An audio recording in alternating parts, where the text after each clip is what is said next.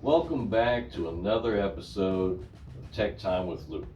I'm Steve. I'm Luke. And we want to just kind of welcome you back to this new year. It's our first video for 2024. A little time stamp there when you're looking back at these. We want to first start off with the positive notes. Mike from Daytona, he called in the other day. He had some nice things to say about us, and he enjoys the videos, and he's learning a lot. So we appreciate that, Mike, and your feedback. So we're going to dive right into what today's topic is all about. The two bolts underneath the cart. Have you ever wondered what they are, what they're for? Why should I tighten them? When should I loosen them up? Well, that's what we're going to talk about today. These two bolts basically work their slide mechanism. What size wrench are we using on that? 17 millimeter box wrench. And how do we go about tightening these things? Which bolt should we tighten first? So when the cart's fully extended, you want to loosen up your safety nuts. Tighten your top bolt first. You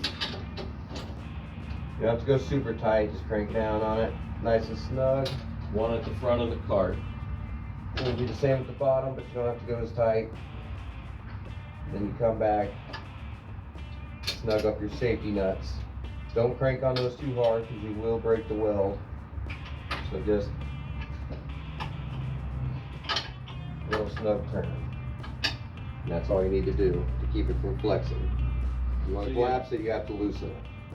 Right, so if you ever got on the Cricut and you get a little flex, most likely these bolts are probably loosened up. You know, if you're gonna, once you expand it, you put your foot plate in, make sure you tighten these up, and then you do the reverse.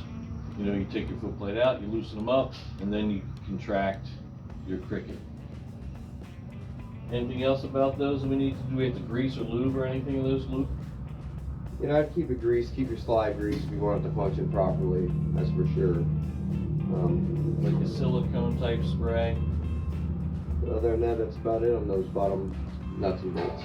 So being that it is January, you want to remember, if you're not using your Cricut, you still got to charge those batteries. So at least once a week, whether you're driving it or not, plug it in overnight, let those batteries get a charge.